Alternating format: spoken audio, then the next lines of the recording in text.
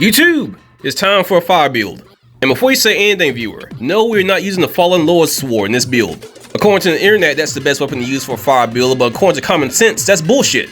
Don't get me wrong though, the sword is good for this build, but there are better weapons.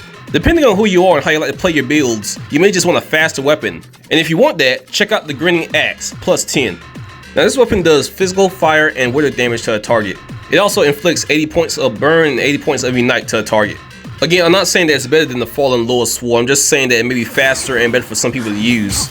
Especially if you just want a faster fire weapon. And by the way, a plus 10 is S rank, so have fun with that. Now as far as the runes, I have increased fire damage, increased rate and night buildup, and increased rate and night buildup. And if you haven't guessed, I'm using these to increase my rate of night buildup. Now we are going to be using the Ruiner Shield plus 5. It's a heavy shield, great for blocking, not as great for parrying though.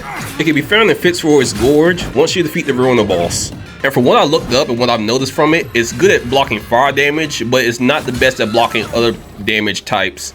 But that doesn't mean I'm saying it's bad, it just means it's not the best. Now the runes that I use increase Inferno attribute greatly and grant small amount of health regeneration plus grant a small amount of mana regeneration. The last two are amazing to use on this shield and a weapon of your choice.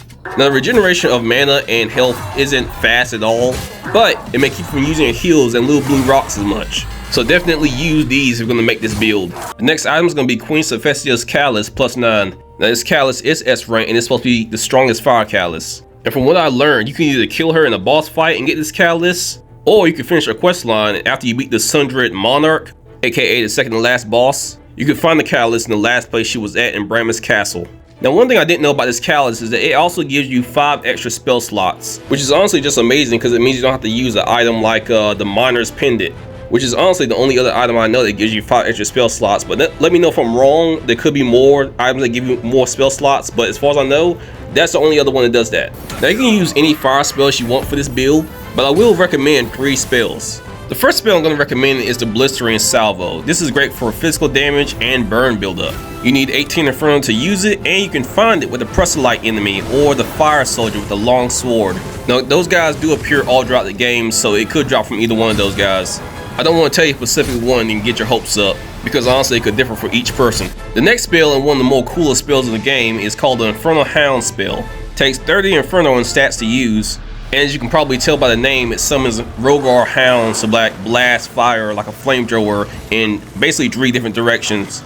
Now this spell can be purchased from the tortured prisoner, aka Queen Sophestia, after you beat the Spurned Prodigy. I may have mispronounced that, but basically the big boss in the Fire City. That should narrow it down to 1. Now she won't appear here at all if you don't start her quest line. After you start her quest line, you have to give her the giant eyeball. It's an item that the Spurned Prodigy drops. And you have to be wearing the Noblewoman set for some reason. I think I said this in another video, but Queen Sophestia is kind of a freak. And you can find the Noblewoman's armor set in the Upper Calrath. You can't miss it. The next spell I suggest you get is a rare spell called the Incinerating Blast. Basically charges up a flaming projectile and inflicts fire damage and a night buildup. Now this spell does drop from a Ruiner enemy, and apparently the best runners to try to get it from are the ones in Lower Calrath. Now any other spell you want is free game, but those 3 are the best. Now the armor set I'm using is basically the Ruiner's Helm and the Light Reaper's armor set. You don't have to use this armor, I just chose it because it looks cool. I mean, come on, gold horns, I had to do it. By the way, the gold and red tint comes with the pre-order package, so you may or may not have it if you haven't pre-ordered. Now the pendant I'm going to be using is called the Rogar's Delight. You can only get this item once you free the tortured prisoner and you give her the giant eyeball. Only at that time period should she have this pendant. Now of course this pendant increases fire damage and holy defense. I don't really care about the whole defense as much, but I really want to increase my fire damage as much as possible for this build, so yeah, I definitely went with it. Nasty design though, looks like someone's face. Alright, now since our weapon deals fire, physical, and wither damage, this ring is perfect to like add on to that. With the Ring of Night and Fire, you can deal additional fire and wither damage to the enemy.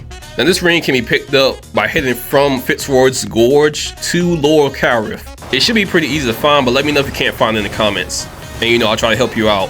The next ring is called the Ring of Infernal Devotion. And this ring can be found in Brammus Castle by the vestige of the Bloody Pilgrim. It should be on the cliff area to the right of the vestige. And it does exactly what you think it does. It increases burn buildup while simultaneously increasing at night buildup. So as you can probably imagine, I'm gonna get my burn off and at night buildup building up pretty fast. I think I said that weird, but you get the point. Me make fire go boom with axe really fast. Enemies die in screaming pain. Me happy. I don't get it. Now here's a quick look at my stats. I poured almost everything into Inferno. and they improved the health. I'm also level 165, so that's helpful. Now even if you're weaker, I think this build is still useful, especially the part of the build that regenerates health and mana over time. But tell me what you think in the comments. If you have any questions about where to find something, let me know. You guys have a great day. Peace!